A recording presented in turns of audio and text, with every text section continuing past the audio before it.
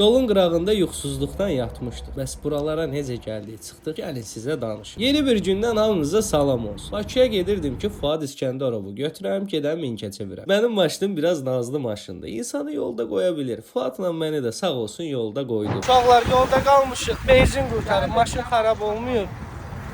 Saxladılar görən olmaz. Gəl görə plan edirik. Qardaş sana özümü çəkirəm.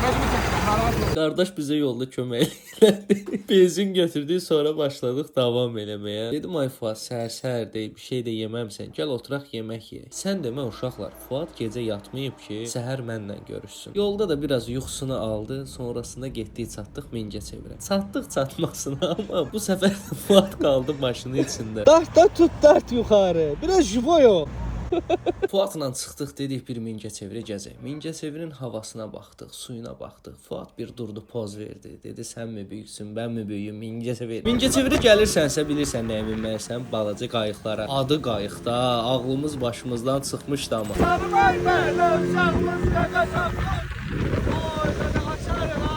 Qrup yoldaşım Məftun gəlmişdi. Onun dostu Emin gəldi. Biraz dayandıq, Fıdı ilə söhbət elədik. Dəniz havası aldıq. Mingəçevirin gəncləri ilə də görüşdük. Sağ olsunlar. Suallar verdilər, biz də cavabladıq. Hətta Fuada da Galatasaray forması imzalatdırdılar. Bu gün hardaydıq? Ya Fuad deyəcəydim dəqiqə. Həqiq mənlə gəlsən mi? Saçdırdın Hə, elə. yaxşıdır, nə oldu? Fuad bu gün hardaydıq? Mingəçevirdə.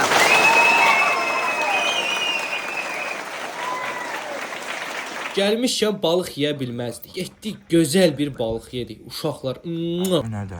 əla bir balıq idi. Dedim ay Fuad, dayan biraz sənin şəkillərini də çəkim. Fuadın da şəkillərini çəkdik, günü yekunlaşdırdıq.